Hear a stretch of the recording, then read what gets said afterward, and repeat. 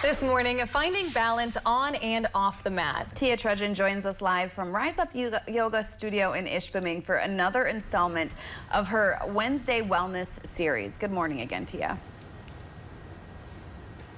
Hey, good morning again, ladies. About 15 minutes ago, you saw Kelly draw on the four corners of my feet and mark my arches. This is just to help me find balance in my posture. Now, if you're following along this morning, you certainly don't have to draw on your feet with marker, but pay attention to those points and how they feel when your feet are on the earth. So yes, we're talking about finding balance on and off your yoga mat, applying principles from yoga to your everyday life. So I'm back with Kelly Sosha to get this session started. Wonderful. In yoga, we call balance equanimity, finding balance in the imbalance. And I think we all can kind of relate that sometimes we feel a little off balance. We're maybe tipped in one direction a little too much and maybe not doing enough self-care in the other. So trying to find that balance. So the easiest way to do that is to start with grounding down. So if you'd like to join us at home, everybody have a seat on the floor. We're going to take our shoes off, our socks off, and really just start to root down through our feet. Now the easiest way to kind of feel the four corners and the three arches is the first thing that we're going to do is we're just going to lift our 10 toes.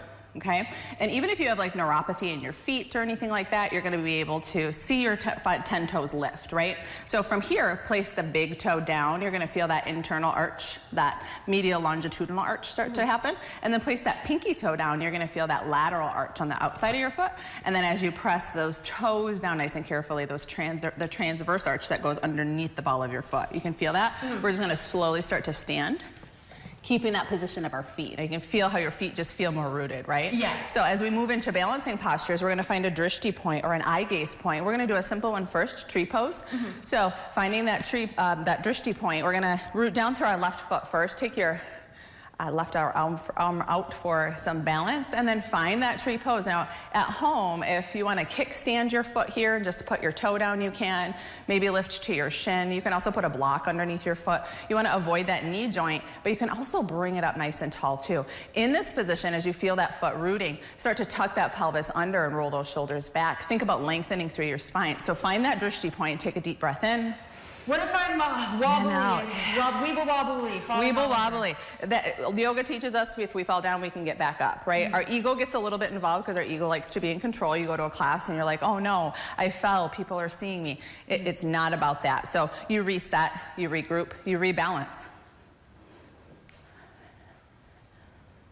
Optional arm positions, and there's lots of different balancing postures. I think we're going to explore a couple more in the next segment. Awesome. So I'll leave it at that, Kelly. We'll talk more about finding balance. We'll have another flow for you to join along with or to check back in later. So check back in with us in about 30 minutes, ladies. Hold it, Tia. Hold it. No, balance this morning. Well, you're trying to talk and do yoga, so you have to just center and you'll be just fine. You're looking good. I think you're looking good.